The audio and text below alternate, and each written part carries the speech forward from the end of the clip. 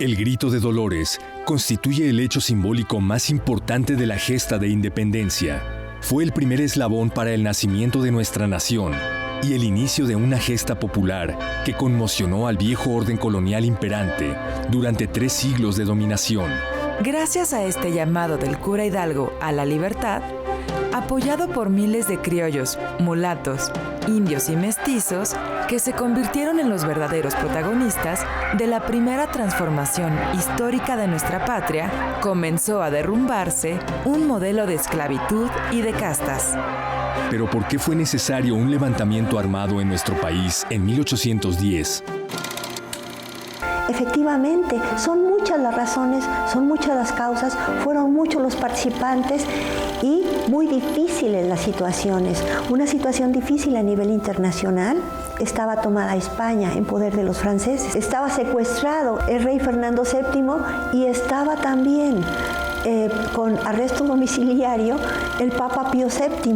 Entonces era un gran agravio que había, no solamente en términos de las estructuras políticas, sino también religiosas. Lo más importante fue que estos buenos hombres en su región, en el obispado de Michoacán, Guanajuato y San Luis Potosí, decidieron que estaba todo perdido y que los españoles iban a entregar el Reino de México a los franceses. Entonces había que separar a toda costa a la Nueva España de cualquier desenlace europeo.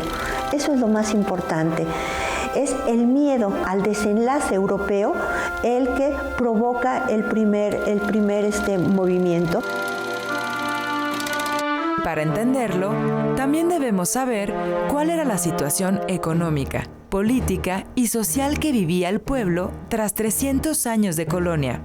Casi siempre nos han hablado de los motivos políticos, las razones de los criollos, que son válidas y ciertas, pero a mí me gustaría enfatizar las causas económicas y sociales de los 20, 30 o 40 mil indígenas, mulatos, esclavos, comuneros, que junto con el cura Hidalgo destruyeron entre el 16 de septiembre y el 28 de septiembre de 1810 el eje de la economía de la élite novohispana. Las causas sociales. Las causas sociales son sobre todo 2. Las hambrunas recurrentes que vivían los llamados indios laboríos, que en las haciendas del Bajío y de las zonas mineras alimentaban a las minas y que vivían así, al borde de la hambruna. Cada 5 o 6 años había una hambruna que mataba a casi todos los niños, y lo hacía porque estos indígenas eran despojados de todo su excedente por un mecanismo jurídico que se llamaba tributo. Entonces vivían al filo de la miseria y al borde de la hambruna, de manera sistemática, alimentando la aparente riqueza de las minas. Y por otro lado, la esclavitud de los trabajadores de las minas, que al llegar a las minas esclavizados tenían una esperanza de vida de 2 o 3 años. Es decir, a los 2 o 3 años el trabajo en la mina los mataba. Es esta la realidad de más del 80% de los pobladores del Bajío y en general de las zonas mineras. Y es lo que los lleva a la revolución y a en la revolución exigir fundamentalmente, como lo hace el cura Hidalgo en decretos centrales, la supresión de la esclavitud y de los tributos, y la construcción de un país de libres y de iguales. Antes de la Revolución Social de 1810, en los años 1785 y 1786, una terrible hambruna provocó miles de muertos y engendró la necesidad de un cambio. Es así como lentamente se fue planeando en ciertos círculos de la sociedad la idea de organizar un cambio político. En una de estas conspiraciones, en la de Querétaro, asistían personajes de diversa índole y, por supuesto, de diferentes clases sociales, por lo que no resulta extraño del todo que desde el poder se buscara detener dicha conspiración. Una conspiración, yo diría que muy chocolatera. Se reunían a tomar chocolate e intercambiar ideas y a conspirar. Pero los que iban en serio, yo creo que eran los dragones de las milicias territoriales encabezados con Allende, que sí tenían una red que iba a pasar a la lucha armada. Por otro lado, La conspiración estaba repleta de soplones, futuros traidores. Tenía muy pocas posibilidades de triunfar.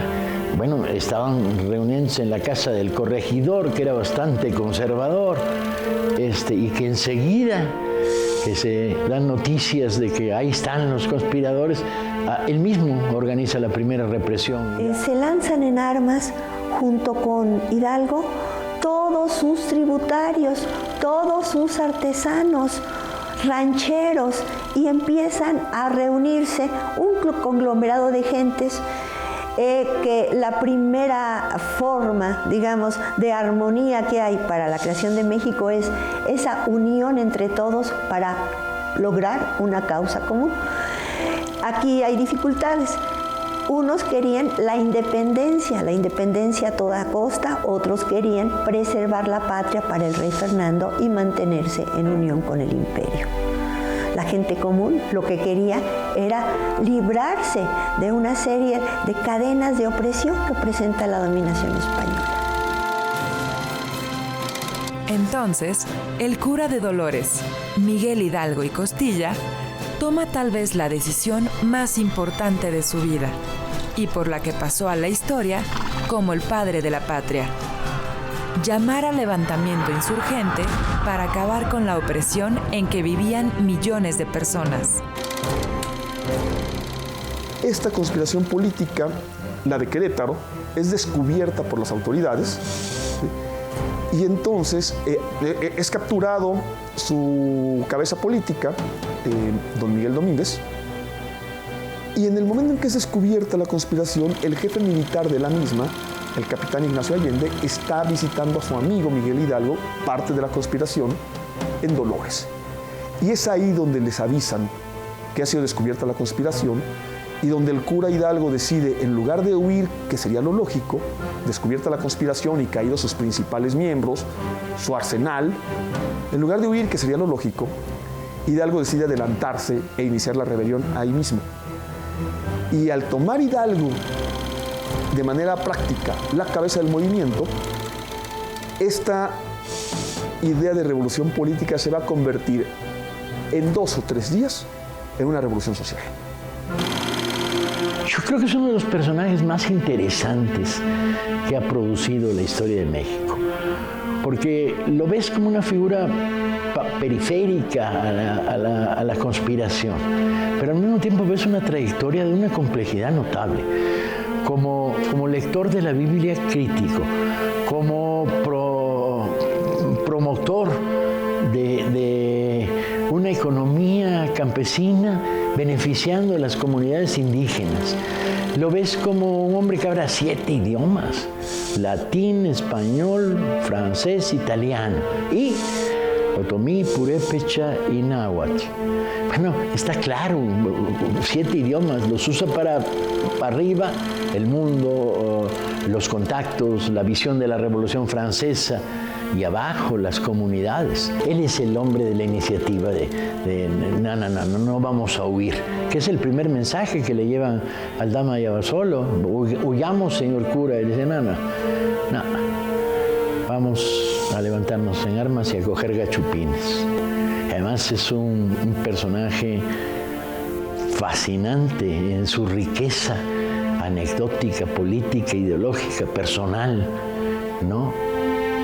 Y caudillo de multitudes.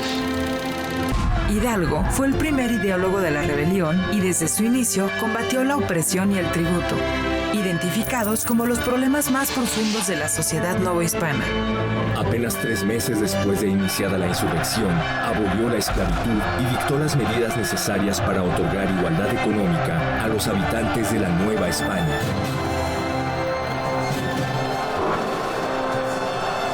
Al convocar Hidalgo al pueblo a la guerra, con el grito que da la madrugada del 16 de septiembre, inicia una marcha por partes centrales del Bajío, que era la capital mundial de la plata en ese momento, o que alimentaba a Guanajuato, la capital mundial de la plata.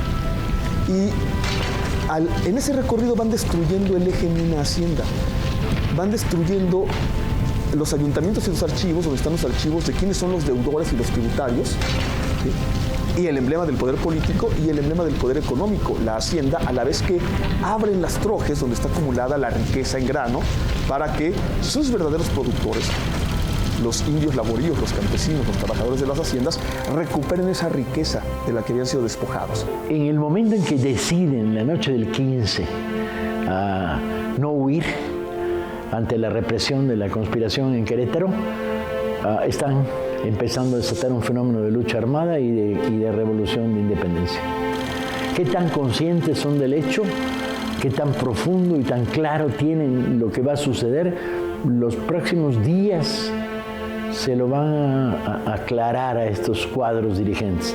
Pero el contenido que le dan casi de inmediato es el contenido de una guerra social, apelando a las comunidades de esclavos, indios acasillados en las haciendas, a trabajo semiesclavo en la minería.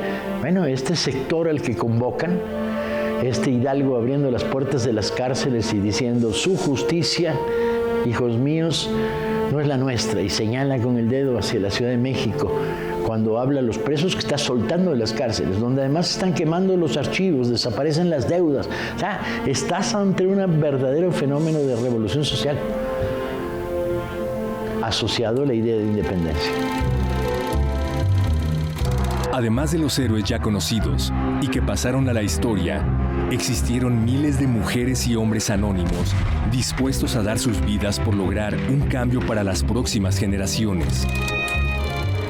Peones en las haciendas, trabajadores semiesclavos o esclavos en las minas, ¿sí? Y luego sirvientes domésticos en las ciudades de las grandes haciendas.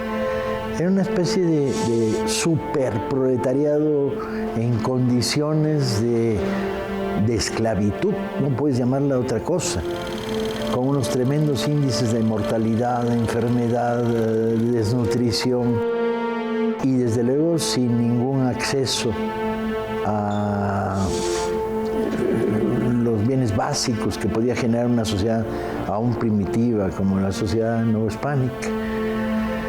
Son la fuerza de la insurrección. Hidalgo apela a ellos.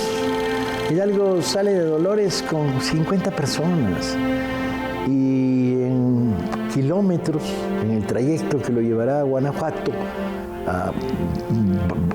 llama al levantamiento, se queman las trojes, se saquean los depósitos de comida, se cierran las minas y una multitud inmensa de hombres, mujeres, niños armados con piedras y con cuchillos, taparrabos y descalzos, conforman el enorme ejército absolutamente desorganizado, horda casi, con el que se llega a Guanajuato. Entonces, antiguas formas de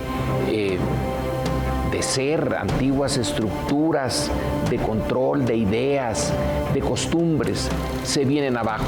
La primera etapa de la gesta insurgente se dio entre el levantamiento armado la madrugada del 16 de septiembre de 1810 y el 17 de enero de 1811, con la derrota del ejército comandado por Hidalgo en Puente de Calderón, en Jalisco. Hidalgo sale de Dolores, que es una población de escasa importancia, hacia San Miguel, que es central en la Ruta de la Plata. La Ruta de la Plata que comunica al centro de la Nueva España con los minerales del norte. San Miguel tiene una gran importancia comercial en ese sentido, y la ocupación de la villa de San Miguel le permite a Hidalgo también tomar una decisión. La ocupación de San Miguel le permite a Hidalgo seguir avanzando hacia el sur, ya con un buen contingente, y al sur de San Miguel decidir si tomar el camino que lleva a Querétaro, que actualmente pasaría por Celaya, pero en aquel tiempo no pasaba por Celaya, o bajar hacia Celaya y ahí decidir. Hay una decisión central. Ir a Querétaro implica rescatar a los miembros que están presos en Querétaro de la conspiración, pero también enfrentarse ya hacia el centro del poder español. Hidalgo baja a Celaya, ahí la gente lo ratifica a él como capitán general por encima del capitán Allende, que antes de ello había sido el jefe militar de la conspiración. Y ahí en Celaya se hacen las primeras proclamas que muestran hacia dónde va ahora la revolución, y las hace Hidalgo por la presión de la gente que se ha sumado y por lo que él mismo ha estudiado. Ahí en Celaya, Hidalgo empieza a hablar de independencia, de libertad y de justicia, y empieza a mostrar que la revolución es contra la esclavitud y contra el tributo. De ahí recorre el resto del Bajío, destruyendo el eje de esta estructura, Salamanca, Irapuato, y sube a Guanajuato. La toma de Guanajuato es central, es lo que muestra que esto es una guerra social.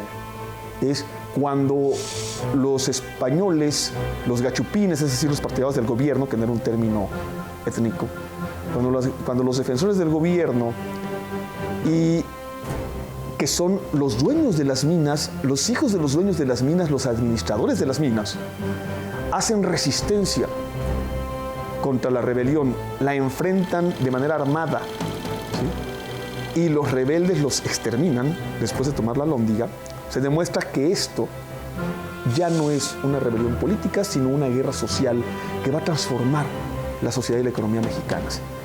De ahí Hidalgo baja hacia Valladolid, hoy Morelia, un centro también nodal en la vida económica de aquella época, y luego de Michoacán cruza por lo que ahora es el Estado de México para llegar por el poniente de la Ciudad de México.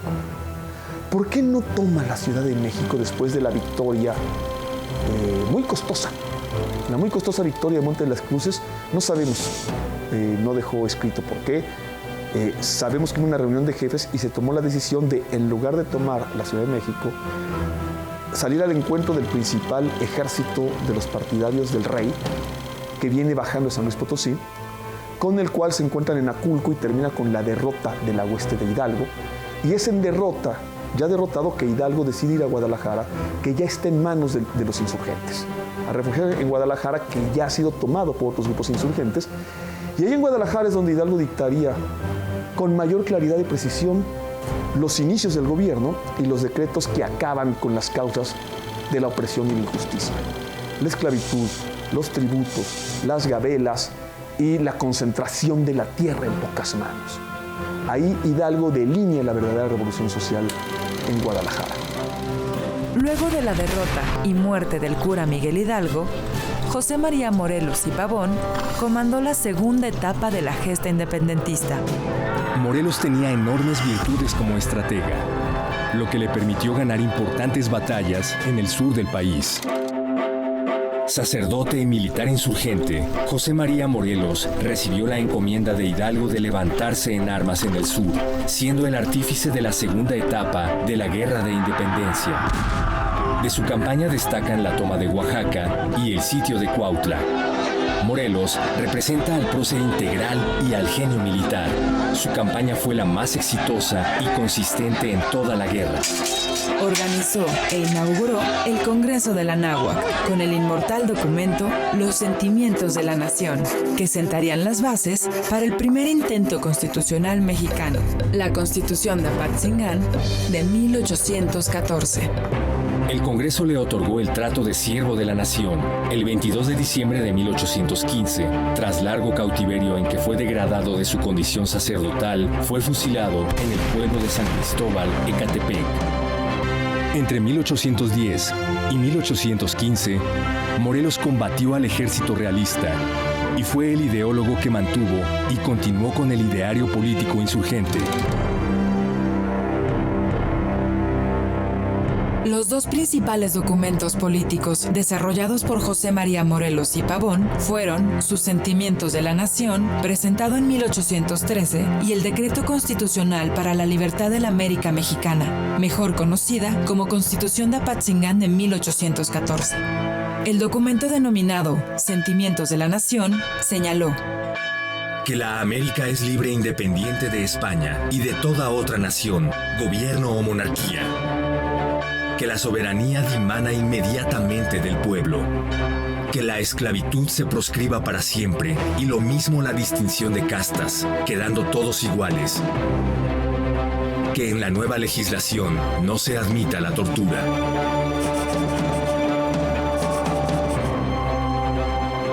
En la denominada Constitución de Apatzingán se señala que la soberanía reside originariamente en el pueblo.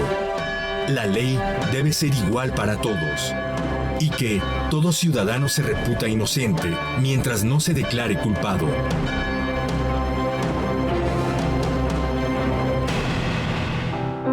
Tras la ejecución de Morelos en 1815, la lucha por la independencia del país transitó a lo que los historiadores denominan de resistencia.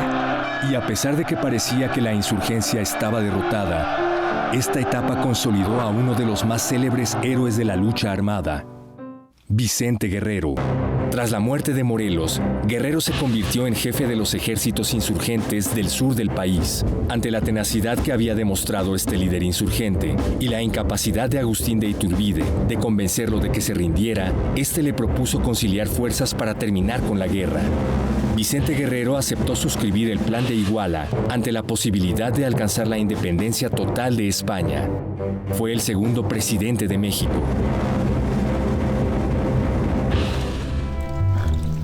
La lucha ya no se dio de manera frontal, sino en focos aislados. Esto provocó que Juan Ruiz de Apodaca, quien fuera el último virrey de la Nueva España, ofreciera el indulto a insurgentes que estuvieran dispuestos a deponer la lucha armada. En ese contexto, nace una de las frases más emblemáticas en la lucha por un país libre: la patria es primero. La historia dice que de rodillas, Pedro Guerrero pidió a su hijo que depusiera las armas y dejara la lucha independentista, a lo que el jefe insurgente respondió: Señores, este es mi padre que ha venido a ofrecerme el perdón de los españoles y un trabajo como general español. Yo siempre lo he respetado, pero la patria es primero. La tenacidad y valor de Vicente Guerrero provocó que ante la imposibilidad de derrotar al ejército insurgente, Agustín de Iturbide, quien era líder del ejército realista, decidiera pactar con él y formar el ejército trigarante.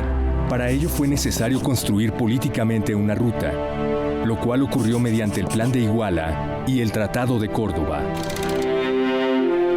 Tras el famoso abrazo de Acatempan, el 10 de febrero de 1821, fue posible pensar en un acuerdo entre las Fuerzas Armadas de insurgentes y realistas para formar el Ejército Trigarante.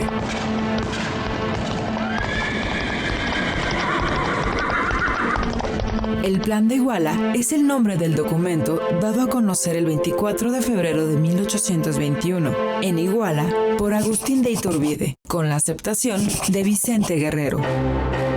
En él se asentaron las bases sobre las que la nación afianzaba su libre determinación como país independiente, basado en 3 principios: religión, independencia y unión.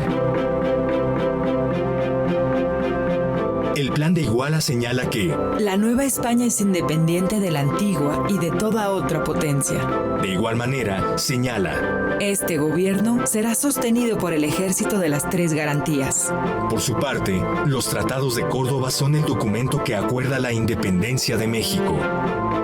Fue firmado por Agustín de Iturbide como comandante del ejército trigarante y por Juan de O'Donoghue como jefe de la provincia de la Nueva España. En su articulado se señala que esta América se reconocerá por nación soberana e independiente y se la llamará en lo sucesivo Imperio Mexicano. Asimismo, el gobierno del imperio será monárquico, constitucional moderado. Pero desde el momento y la manera en que debió lograrse la independencia, con una primera monarquía, fue claro que no existía un solo proyecto de nación y que la lucha por construir el México que cada quien anhelaba iba a continuar. Después del triunfo de la independencia, el gran problema fue decidir qué tipo de gobierno se iba a adoptar en esta antigua colonia y que ahora pretendía formarse como nación. No había un acuerdo. Digamos, para simplificar, que son 2 visiones. Una que pensaba que debía de usarse el legado colonial. Era la conservadora, que México no estaba todavía hecho para una democracia al estilo más avanzado de Inglaterra o, por ejemplo, o de Estados Unidos, de las potencias anglosajonas.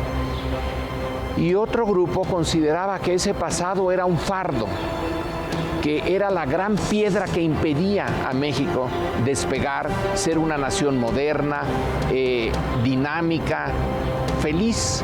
Recordar la historia de nuestro país nos permite valorar en toda su magnitud la lucha que hombres y mujeres dieron de manera desinteresada en búsqueda de un mejor futuro.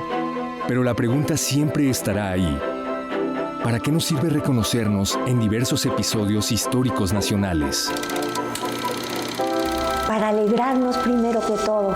México tiene un cumpleaños, 16 de septiembre. 16 de septiembre es el cumpleaños de México aquí en China. Entonces, para celebrar que tenemos una nación soberana, una nación independiente, para recordar aquellas gestas de todos nuestros antepasados que quisieron darnos libertad. La libertad es la palabra. Yo creo que la clave de hoy mirar hacia atrás y ver la independencia es una clave de identidad. De ahí venimos. Venimos de eso. Y no solo venimos de eso, orgullosamente venimos de eso. Y la memoria histórica tiene dos fenómenos. Tiene un fenómeno de conocimiento, curiosidad, interés, formación, pero también tiene un elemento de identidad. ¿Sí? ¿Con quién me identifico? Y esto es muy importante. La identidad construye una especie de tierra debajo de los pies que te permite mirar el pasado con una mirada amorosa, sonriente, admirativa a ratos. Entonces yo creo que debemos recuperar, deshacer el cartón piedra, olvidarnos de las placas de las calles, las ceremonias cívicas tradicionales, las estatuas horribles, y ir a la riqueza del anecdotario, ir a la riqueza de las vidas, los personajes, las historias. O sea, los mexicanos estamos en un momento en que tenemos que volvernos a contar nuestra historia. ¿Qué nos dejó la Guerra de Independencia a partir de las ideas de Hidalgo y de Morelos y a las que no da marcha atrás Iturbide? La libertad y la igualdad ante la ley. Es decir, la idea que se establece desde Hidalgo y que se consagra en la Constitución Federal de 1824, que se consagra en la Constitución de Apatzingán y en la Constitución de 24, que todos somos iguales ante la ley, y con ello suprime las distinciones de castas de una sociedad estamental basada en las castas. Somos iguales ante la ley y por lo tanto no hay privilegios ni tampoco cargas que se deban a tu origen social. Es decir, se suprimen los tributos, se suprimen los privilegios de los llamados españoles, porque todos somos iguales y tenemos los mismos derechos. Esa igualdad jurídica quedó consagrada para siempre. ¿Qué nos dejan entonces? Soberanía, independencia, libertad política e igualdad ante la ley, y la enseñanza de que cuando los mexicanos organizadamente atacan sus grandes problemas, son capaces de resolverlos de manera colectiva. Eso nos dejan para hoy. Es una gran enseñanza.